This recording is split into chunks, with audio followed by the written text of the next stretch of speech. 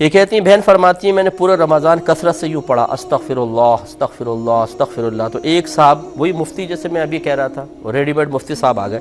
یہ کہتی ہیں 4 لاکھ دفعہ تقریباً میں نے پڑھا، تو وہ کہتے ہیں تمہارا قبول نہیں ہو سکتا کیونکہ تم نے پورا نہیں پڑھا. لا حول ولا قوت الا باللہ. شاید وہ یہ کہنا چاہتا ہے بیچارہ جاہل اعظم کہ استغفر اللہ تعالی ربی من کل ذنب واتوب الیہ، یہ پورا پڑھنا چاہیے تھا. حالانکہ استغفر اللہ مکمل ایک جملہ ہے، اس کا ترجمہ یہ ہے کہ اے اللہ تعالیٰ میں تجھ سے اپنے گناہوں کی بخشش طلب کرتی ہوں. بتائیے یہ پورا ہی تو ہے استغفار. باقی جتنے آپ الفاظ زیادہ کرنا چاہیں کر لیں.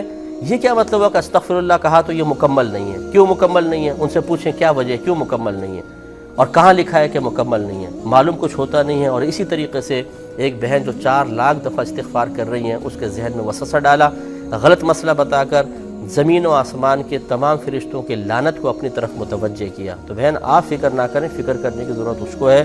انشاءاللہ مقبول بھی ہوگا، آپ کی گناہوں کی بخشش کا ذریعہ اور سبب بھی بنے گا. اس بیچارے کو توبہ کرنا چاہیے جو علم کی کمی کے ساتھ اس طرح کے جاہلانہ مشورے دے کر اپنی آخرت کی بربادی کا سامان کرتے ہیں.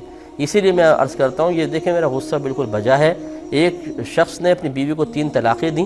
اس کی ماں ایک حافظ صاحب کے پاس پہنچ گئی. انہوں نے کہا کہ 60 مسکینوں کو کھانا کھلا دیں پھر اب رکھ سکتے ہیں، سب ختم ہو جائیں گے، طلاقوں کا کفارہ ہو جائے گا.